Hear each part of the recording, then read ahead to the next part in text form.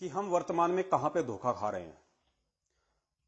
परम पूज्य सतगुरु रामपाल जी महाराज जी की आज वर्तमान में सन 2014 से शारीरिक रूप से दूरी के चलते, उनकी अनुपस्थिति के चलते हम कहां इस आध्यात्मिक मार्ग में धोखा खा रहे हैं।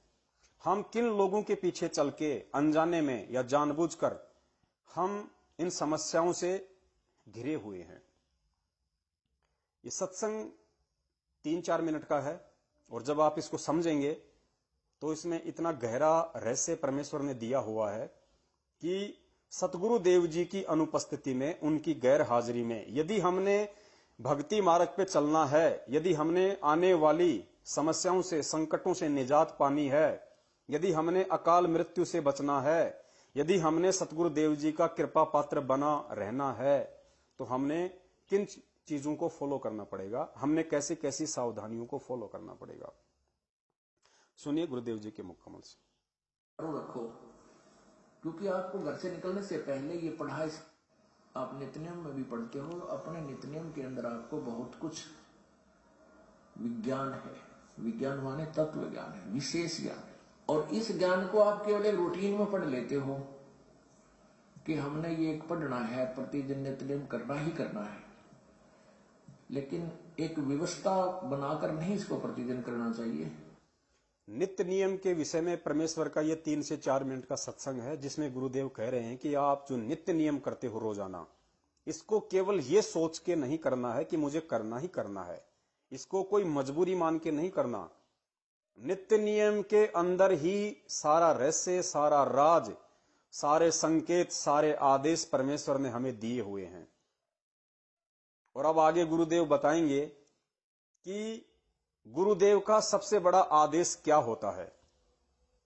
पीला पर्चा, ऑडियो, किसी व्यक्ति के कहने से, किसी व्यक्ति विशेष के द्वारा आदेश देने से कि गुरु जी का ये आदेश है, गुरु जी ने ऐसा कहा है, ये भक्ति मार्ग में नहीं चलता है।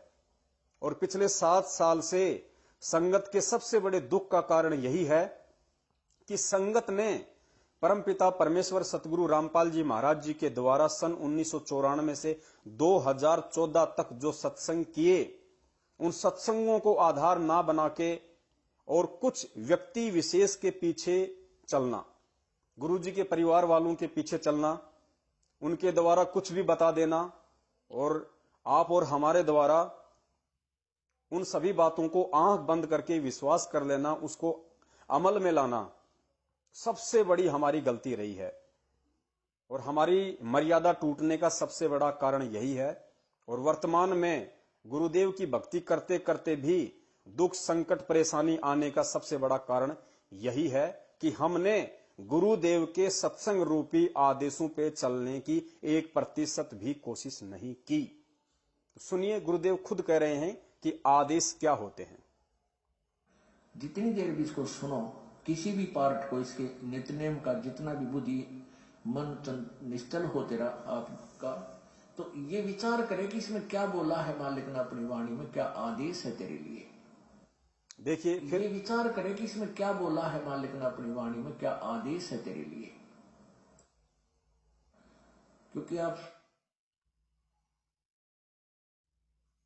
अब देखो कितनी बड़ी बात पूज्य गुरुदेव जी ने बताई है कि जब भी आप नित्य नियम करो और जितनी भी देर आप नित्य नियम करो, जब तक आपकी बुद्धि मन निश्चल हो, इस वाणियों पे जब तक आपका मन ध्यान हो, आपका मन केंद्रित हो, आपका ध्यान इन वाणियों में जब तक है, तब तक जो वाणियां नित्य नियम में गुरुदेव के द्वारा हमें समझाई जा रही हैं बोलकर, उन वाणियों में क्या आदेश है आपके लिए, यानी सतगुरु का आदेश क्या है, यहां गुरुदेव ने बता दिया कि इन वाणियों से आपको यह निष्कर्ष निकालना है कि पूज्य गुरुदेव का मेरे लिए क्या आदेश है।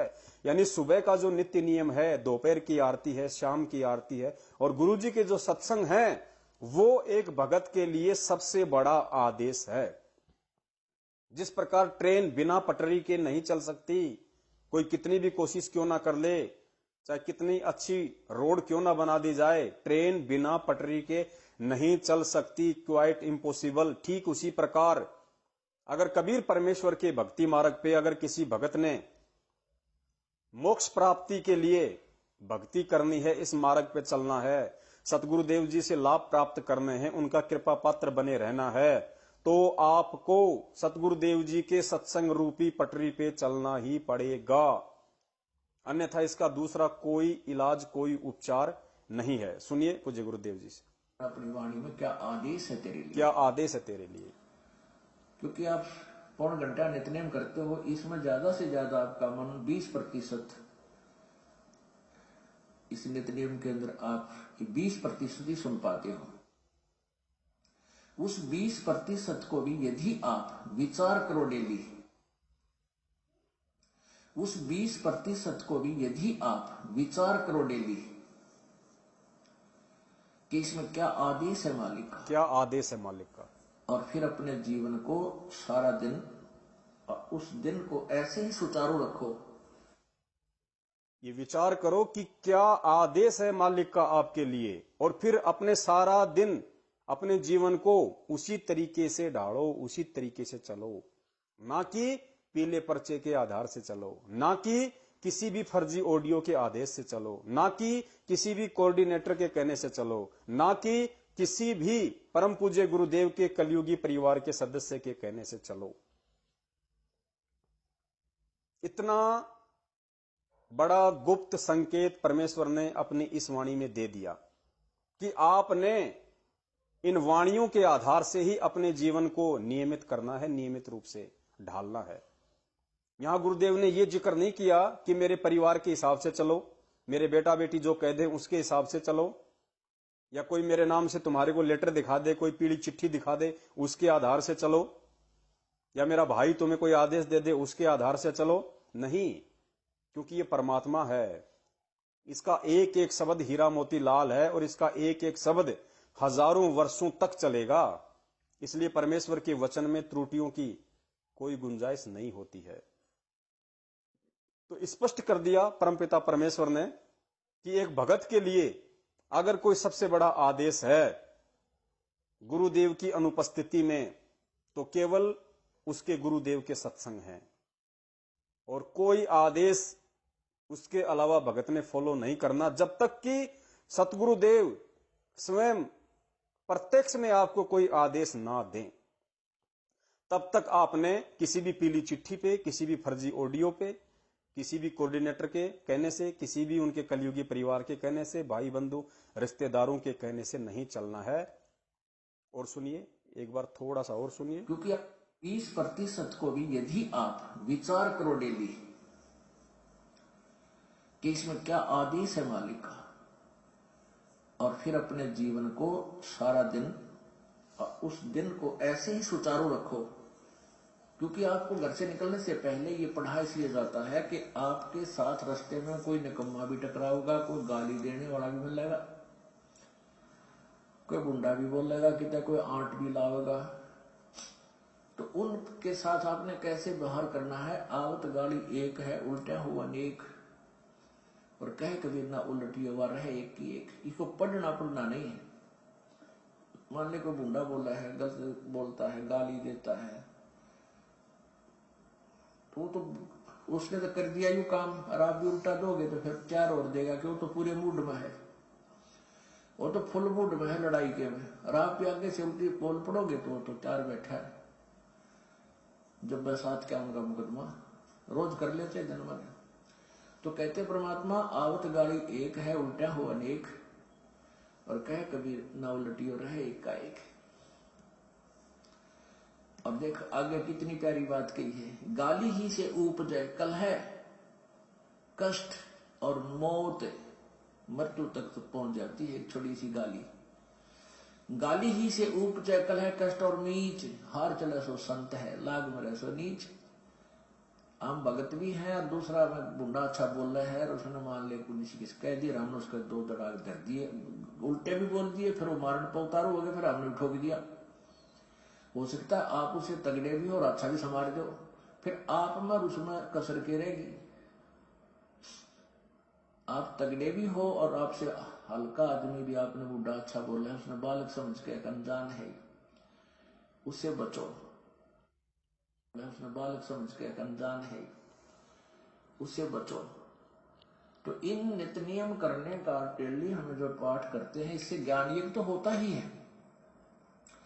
ज्ञान यज्ञ के साथ हमने समाधान भी इसका साथ पैरेलल करना पड़ेगा, तभी इसके पढ़ने का लाभ है।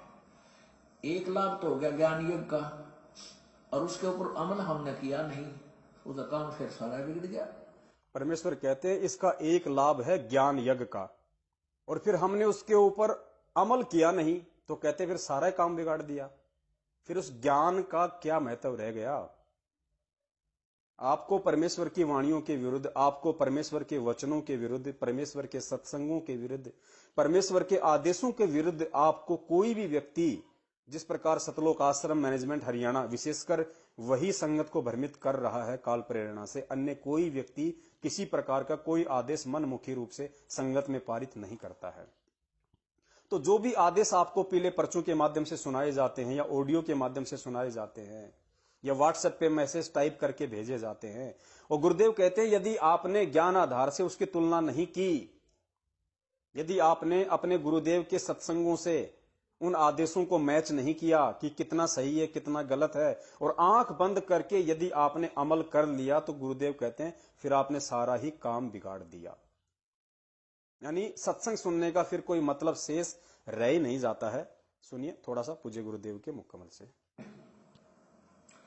ज्ञान यज्ञ के साथ हमने समाधान भी इसका साथ पैरेलल करना पड़ेगा, तभी इसके पढ़ने का लाभ है। एक लाभ तो हो गया ज्ञान यज्ञ का, और उसके ऊपर अमल हमने किया नहीं, उसका काम फिर सारा बिगड़ गया। तो कहते हैं ये बातें कहन सुन की नहीं भाई, ये कर पाड़ने की है। ये बातें कहन सुनन की नहीं, ये बातें कर पाड़ने की हैं। अब आप में से कितने भक्तों ने खाली कहने सुनने तक सीमित रखा, और कितने भगत इन वाणियों को कर पाड़ गए?